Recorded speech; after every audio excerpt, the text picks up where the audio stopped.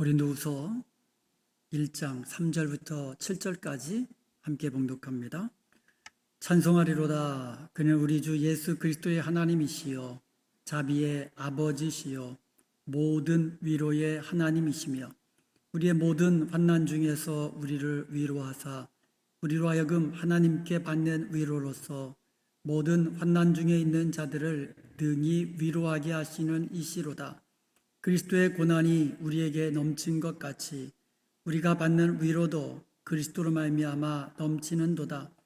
우리가 환난 당하는 것도 너희가 위로와 구원을 받게 하려는 것이요 우리가 위로를 받는 것도 너희가 위로를 받게 하려는 것이니 이 위로가 너희 속에 역사하여 우리가 받는 것 같은 고난을 너희도 견디게 하느니라.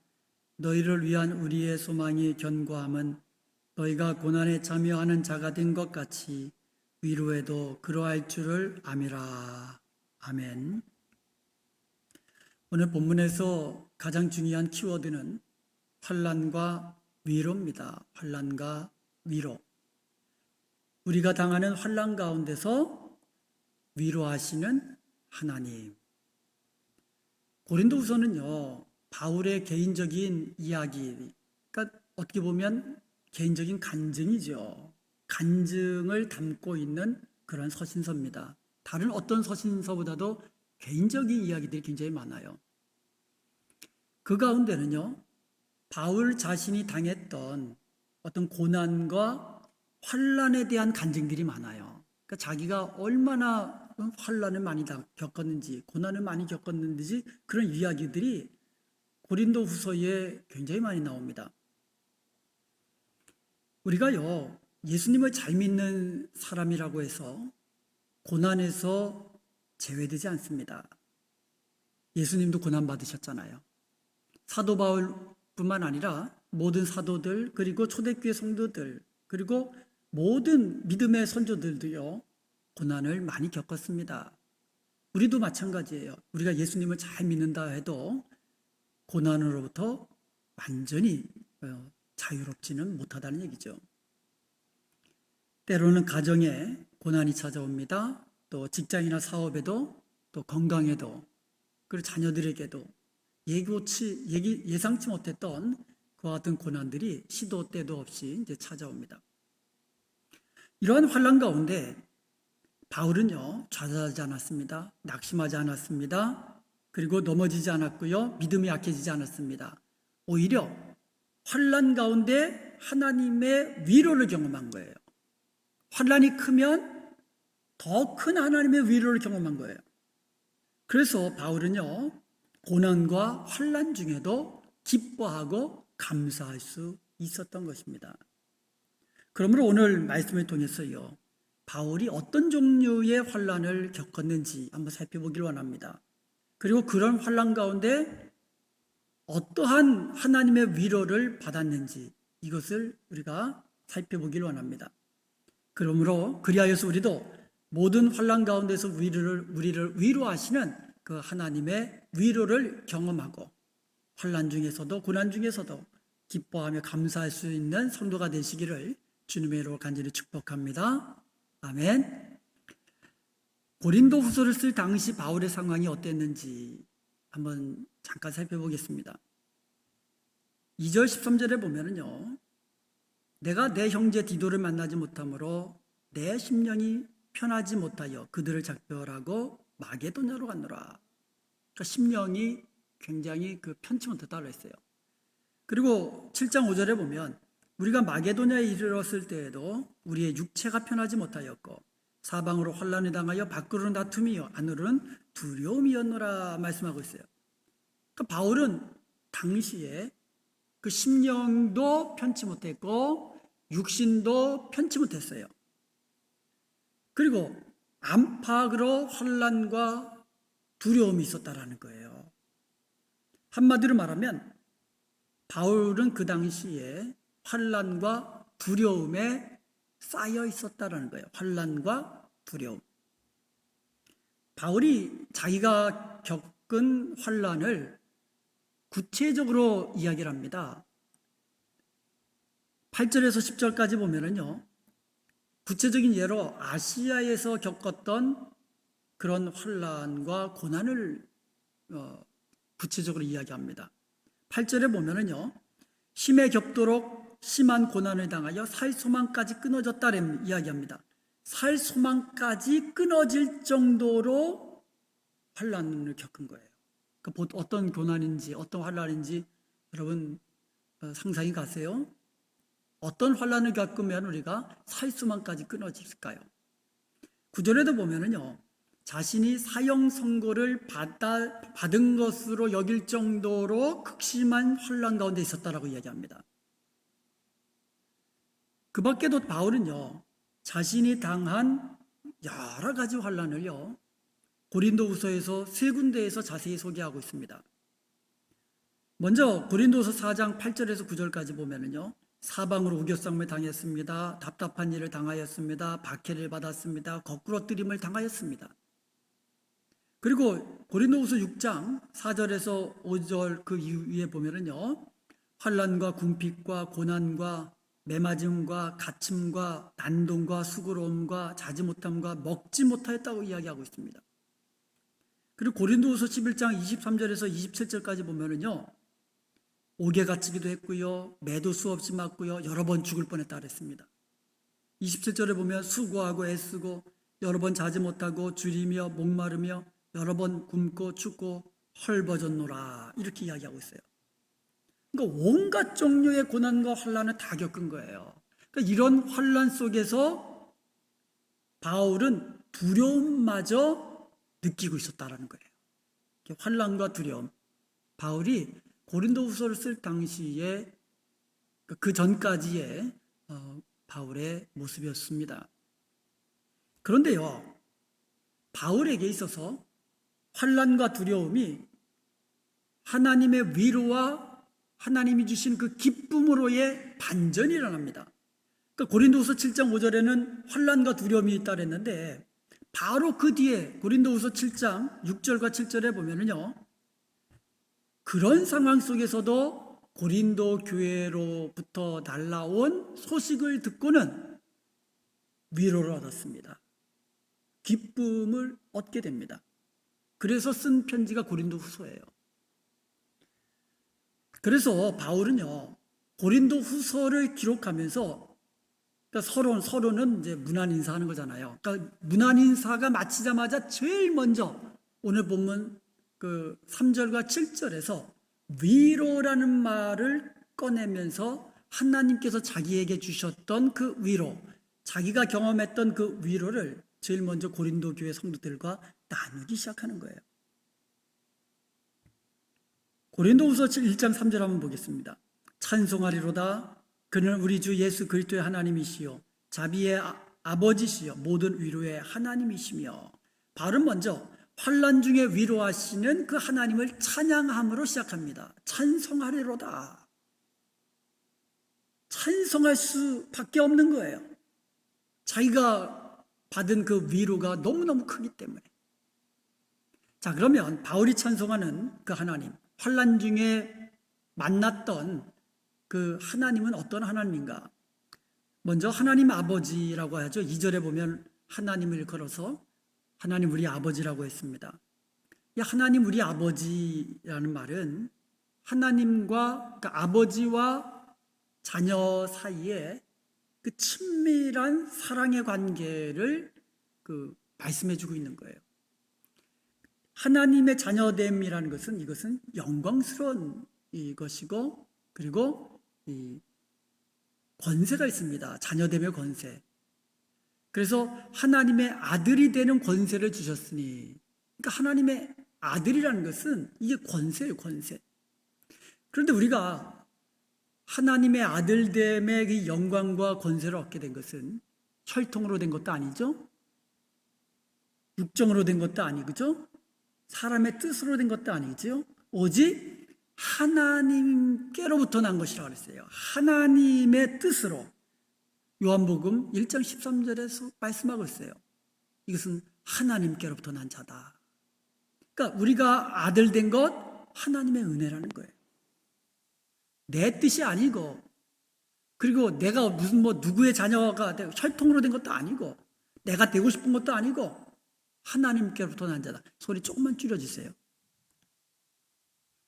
그리고 예수님은 우리에게 하나님을 하늘에 계신 우리 아버지라고 그렇게 부르면서 기도하라고 이야기했어요. 그러면 우리가 그렇게 기도하면 하나님께서 들으시고 가장 좋은 것으로 응답하신다고 말씀하고 있어요. 그런 아버지 하나님을 우리가 어찌 찬양하지 않을 수 있겠느냐 이거예요. 그리고 바울이 찬송 가운데 찬송하는 하나님은요, 두 번째로 우리 주 예수 그리스도의 하나님이라고 이야기하고 있습니다. 그 2절에서 우리가 우리 주 하나님 우리 아버지와 주 예수 그리스도, 이것을 동격으로 놨습니다. 그러니까 은혜와 평강을 우리에게 주시는 근원으로서 하나님 우리 아버지와 우리 주 예수 그리스도 동격으로 놨거든요. 이것은 예수님의 신성을 우리에게 알려주는 것이라고 말씀드렸어요. 반면에 3절에서 하나님을 그리스도의 하나님이라고 소개하고 있어요. 그리스도의 하나님. 이것은요, 바울이 그리스도를 완전하신 하나님, 그러니까 신성을 가지신 하나님이신 동시에 바로 우리와 똑같은 인간을 가지신, 인성을 가지신 분이라는 것을 알려주기 위함이에요. 그러니까 하나님은 우리의 아버지이시기도 하고 예수 그리스도의 아버지이시기도 하는 거예요. 우리의 하나님이기도 하고 예수 그리스도의 하나님이시기도 한 거예요.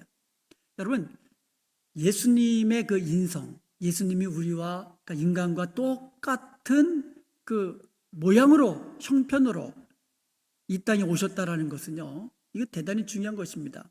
그것은 그리스도의 고난과 연약함과 십자가의 죽으심과 부활과 그리고 그로 인한 생명, 이런 것까지 다 이해하는 데에 있어서 굉장히 중요한 것이에요. 그리고 세 번째로 자비의 아버지라고 이야기합니다. 자비. 어려움 겪고 있는 사람에게 깊은 연민과 염려의 마음을 가지고 이와 같은 이 마음, 그게 자비 아닙니까? 근데 그 자비의 하나님, 자비의 아버지라고 이야기하고 있어요. 자비의 아버지. 이것은요, 어떻게 보면 모든 어려움을 겪고 있는 인간들에게 죄로 인하여 죽을 수밖에 없는 인간을 향하신 연민을 가지시고 다가오시는 그 자비의 아버지는 가장 하나님의 기본적인 성품인 사랑에서부터 나온 것이에요. 그래서 자비의 아버지라는 말은요, 자녀된 우리들이 시험과 고난과 환난 중에 있을 때 그것을 돌아보시고 보호하시고 인도하시고 우리로 하여금 감당할 힘을 주시고 피할 길을 주셔서 마침내 이기게 하시는 그와 같은 하나님, 그분이 바로 자비의 아버지세요. 자비롭게. 이 자비롭다는 말은 만약에 우리의 자녀들이 항상 자녀들이 좋은 것 주시기 원하시고 어려움 겪을 때에 도와주면서 이기게 하시고 피하게 하시고, 이게 모든 자비의 아버지라는 이 말 속에 다 포함되어 있는 거예요. 우리가 구할 때에 가장 좋은 것을 주시는 아버지, 자비의 아버지시라는 얘기예요. 그러니까 우리의 아버지이기도 하고 자비로우신 하나님, 자비로우신 아버지이기도 하시다는 거죠. 그리고 마지막으로 모든 위로의 하나님이라고 말씀하고 있습니다. 4절에 보니까요, 모든 환난 중에서 우리를 위로하사. 하나님은요, 우리가 당한 모든 환난 가운데서 우리를 위로하시는 위로의 하나님이시라고 말씀하고 있는 거예요. 이것은 모든이라고, 모든. 어떤 특정한 환난이 아니에요. 모든 환난 가운데 우리를 위로하시는 하나님이시라는 거예요.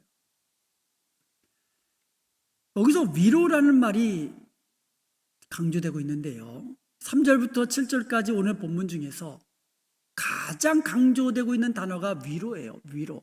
10번 나옵니다. 10번. 명사형으로 6번 나오고요, 동사형으로 4번 나옵니다. 토를 위로라는 말이 10번 나와요. 10번. 환난과 고난이라는 말, 환난과 고난이라는 말을 합쳐서 6번 나와요. 그런데 위로라는 말은 그보다도 훨씬 많은 10번 나옵니다. 이 말은 뭡니까? 우리가 살아가면서 고난과 환난이 많다라는 거예요. 그렇지만 위로는 그보다 더 크다라는 거예요. 우리가 환난을 겪을수록 위로가 많고, 큰 환난을 겪을수록 더 큰 위로가 넘치게 하시는 위로의 하나님이심을 우리에게 알려주고 있는 겁니다. 위로라는 말, 이것이 이제 이 동사형이, 원래 원형이 파라클레오라고 합니다.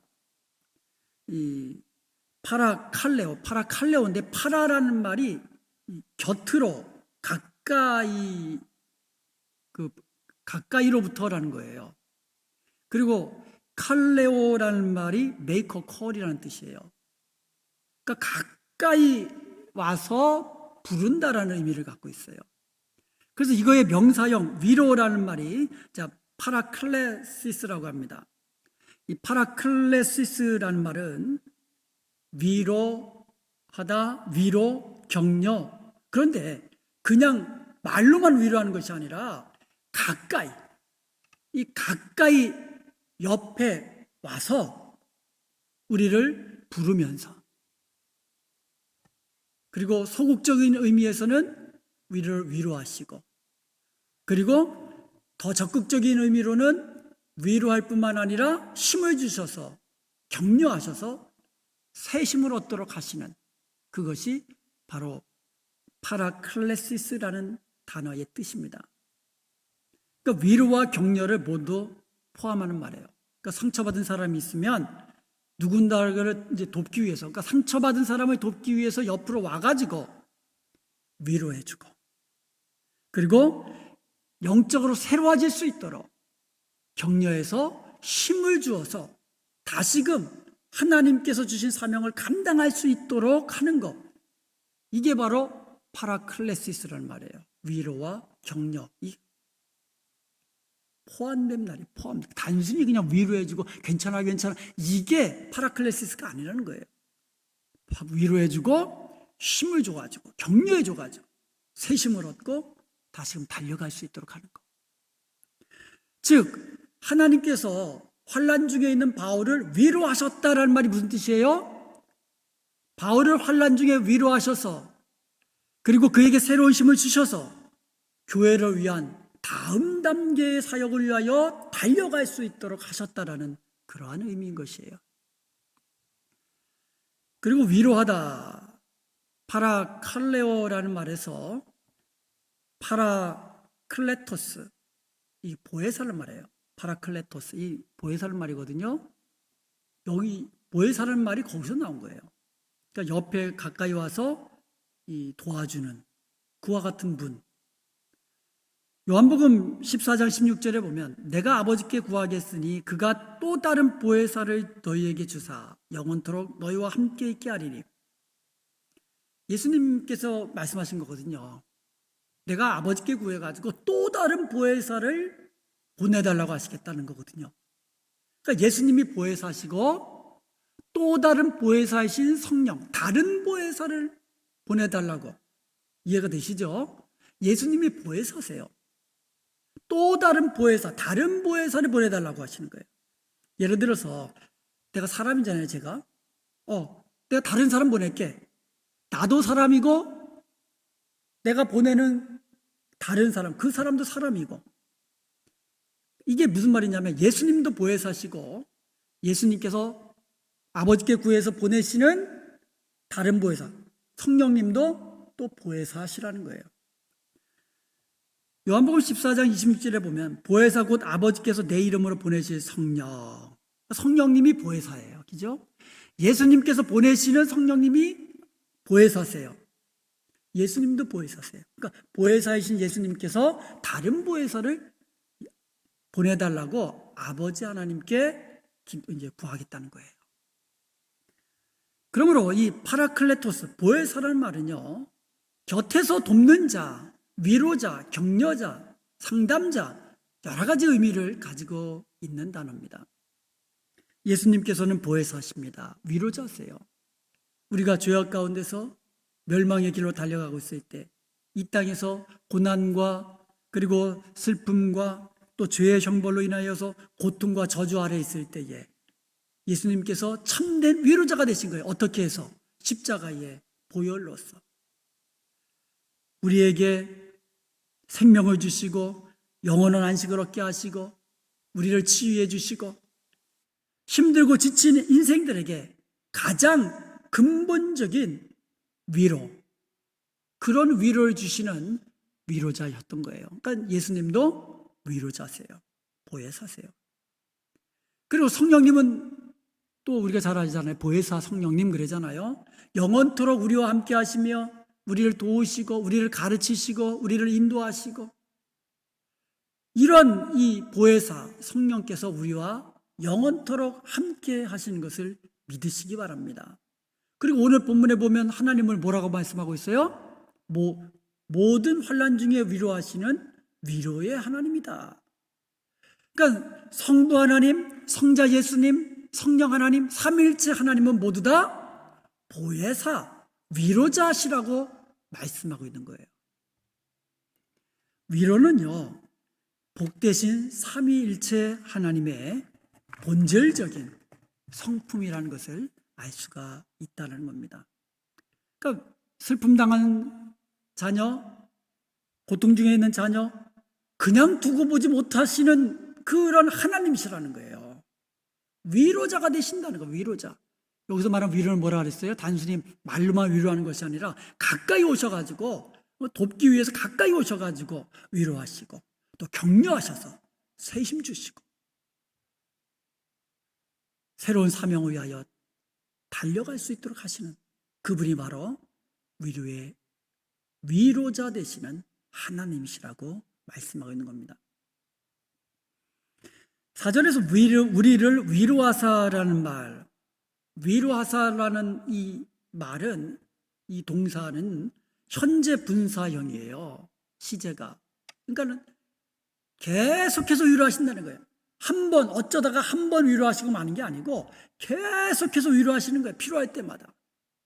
모든 환난 가운데, 특정한 종류만이 아니에요. 어떤 한 시점에서 당하는 그 환난만이 아닙니다. 모든 환난 가운데 어느 때든지 하나님의 위로가 필요할 때에, 하나님의 격려가 필요한 순간에 옆에 오셔서 위로해 주시고 격려해 주시는 분이 위로자 되시는 우리 하나님이십니다.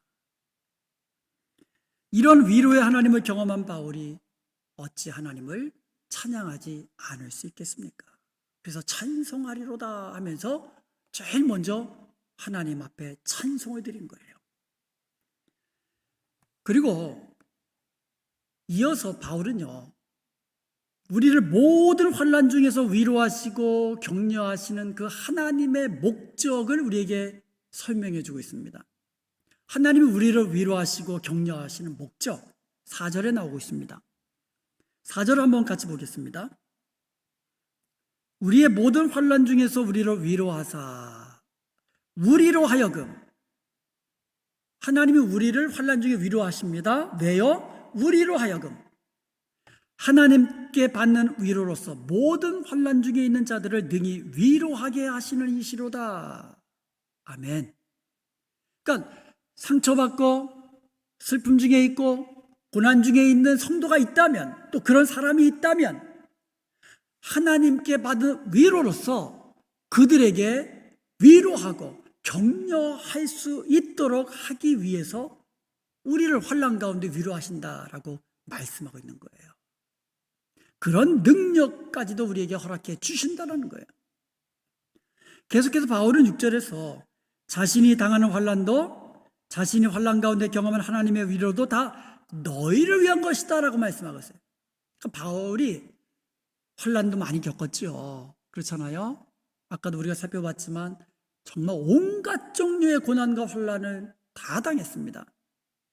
그리고 그 환난 가운데 주시는 하나님의 크신 위로도 경험했습니다. 바울이 겪었던 환난과 바울이 경험한 하나님의 위로도 모두 다 누구를 위한 것이다? 너희를 위한 것이다. 그리스도의 몸된 교회를 위한 것이라고 말씀하고 있는 겁니다.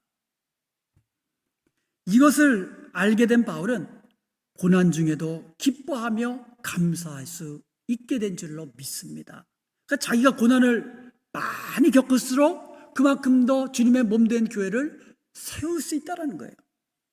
자기가 환난 가운데 위로를 많이 받으면 많이 받을수록 환난 중에 있는 교회를 위로하고 든든히 세울 수 있다는 거예요. 이것을 깨닫게 된 바울은 오히려 기뻐하고 감사할 수 있게 된 거예요. 미국에 그 뷰라라는 간호사가 있었습니다. 그 간호사에게 어느 날 급성 관절염이 찾아왔습니다. 그래서 급성이기 때문에 빠르게 관절염이 진행돼 가지고 나중에는 오른손만 자유롭게 움직일 수 있고 나머지는 사용할 수 없을 정도로 돼버렸어요.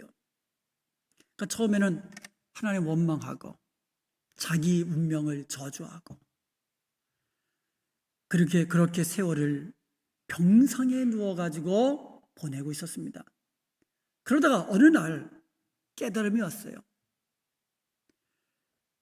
마음의 변화가 온 겁니다. 오른손 손가락이나마 움직일 수 있게 된 것을 감사하기 시작한 거예요. 이거는 정말 엄청난 변화예요. 그러니까 우리가요, 마음을 어떻게 먹느냐에 따라서 정말 하나님 앞에 원망하고 불평하고 저주하는 인생으로 살게 되느냐, 아니면 감사하고 기뻐하고 찬송하는 삶으로 살게 되느냐, 이게 결정이 되거든요. 그래서 이 마음의 생각이 너무너무 중요한 거예요. 그러니까 그전에는 아무것도 할 수 없는 자신의 인생, 병석에 누워서 하염없이 시간을 보내야만 하는 자기의 처지를 원망하고 불평하고 이렇게 세월만 보냈는데, 마음이 바뀌면서 오른손이나마 자유롭게 쓸 수 있게 됨을 감사하니까 이게 그 다음 삶의 모습이 바뀌게 된 거예요. 그러면서 오른손으로 할 수 있는 일이 무엇이 있나 생각해 보니까 예상외로 오른손으로 할 수 있는 일이 많았다라는 거예요. 이 오른손 손가락으로나마. 그 중에 하나가 뭐냐면 전화하는 거예요. 전화기 돌려서 전화하는 거. 이것은 할 수 있더라 이거예요. 그래가지고 그때부터 병실에 전화기를 설치합니다. 그래가지고 다른 환자와 그 환자의 가족들, 그리고 친구를 잃고 가족을 잃고 슬퍼하는 사람들, 그들에게 전화를 걸어서 전화로 위로해 주기 시작합니다. 그리고 그 사람들에게 희망의 메시지를 전하기 시작합니다. 그리고 자신의 그 삶을 비관하면서 자살하려던 사람에게, 그 사람에게 위로하고, 그리고 그 사람이 새 삶을 살 수 있도록, 그렇게 변화된 삶을 살 수 있도록 도와주기까지 합니다. 많은 사람들에게 희망을 갖도록, 변화된 삶을 살 수 있도록. 그래서 여기서부터 위로의 전화가 시작됐다고 합니다. 여러분, 현대는요, 위로가 필요한 시대입니다. 우리 주위에 위로가 필요한 사람들 너무나 많습니다. 그리고 많은 사람들 속에 살아가고 있지만 그 속에서 소외감을 느끼며 살아가는 것이 현대인이에요. 이런 사람들이 어디서 위로를 받을 수 있을까요? 참된 위로는 오직 하나님께로부터 받을 수 있는 거예요. 그래서 그들이 하나님 바라보며 하나님을 의지하면서 하나님께서 주시는 위로와 격려를 통하여 새심을 얻고 변화된 삶을 살 수 있도록 우리가 도와줘야 돼요. 우리가 위로의 하나님을 그들에게 전해주고 그들도 위로의 하나님을 만날 수 있도록 해줘야 돼요. 그리고 또 하나, 먼저 위로를 받은 우리들이 그들을 찾아가서 그들에게 다가가서 위로해주고 격려해 주어야 한다는 거예요. 그러니까 우리가 위로자가 되어야 된다는 거예요. 우리가 위로를 받았으면 우리로 하여금 위로하게 하시는 하나님이시기 때문에 우리도 우리의 위로가 필요한 사람들, 상처받은 사람들, 그 사람들에게, 고난 중에 있는 사람들에게 찾아가서 위로하고 격려해 주는 것이 바로 저와 여러분의 사명이라는 것이에요. 사도행전에 바나바라는 사람이 나옵니다. 이 바나바는 권위자라는 이름을 얻었어요. 권위자, 위로자라는 뜻이에요. 위로자. 이 바나바로 인해서 얼마나 많은 사람들이 위로를 얻었는지 모릅니다. 많은 사람들이 바나바를 통해 위로를 얻었기 때문에 사람들이 바나바를 볼 때 권위자, 위로자라는 말을 붙여줄 정도로 그런 위로자였습니다. 교회 안에는 이와 같이 바나바와 같은 일꾼, 바나바와 같은 위로자가 필요합니다. 이런 분들이 많을수록 교회는 위로가 풍성한 교회가 되는 거예요. 신앙생활을 하다가 교회를 떠났던 사람들 많이 있지요. 그런데 그들이 떠난 이유들을 보면은 대부분 이 말로 인하여서 상처를 받아서 떠난 사람들이 많아요. 그리고 평신도보다는 목사나 장로나 권사나 즉 교회의 그 리더들로 인해서 받은 상처로 인해서 떠난 사람들이 많아요. 아이러니하죠. 이제 우리는요, 하나님께서 우리에게 주신 말씀, 너희는 위로하라, 내 백성을 위로하라. 이사야서 40장 1절의 이 말씀을 우리는 기억해야만 합니다. 하나님의 백성을 위로하는 위로자가 되어야 돼요. 이 땅에 위로가 필요한 사람들에게 따뜻한 사랑의 말로 위로해 줘야 돼요. 그리고 격려함으로 그들에게 새 힘을 주어서 그들로 하여금 영적으로 새롭게 되고 다시금 새로운 사명의 길로 나아갈 수 있도록 격려자가 되어야 된다는 거예요. 소외감을 느끼는 사람들에게 옆에 가까이 다가가서 소외감을 느끼지 않도록, 여러분 교회에서마저 소외감을 느끼면 안 되잖아요. 가까이 먼저 다가가서 친절한 말로 그들을 친절한 행동으로 웃음으로 맞이해주는 이러한 저와 여러분이 되어야 될 줄로 믿습니다.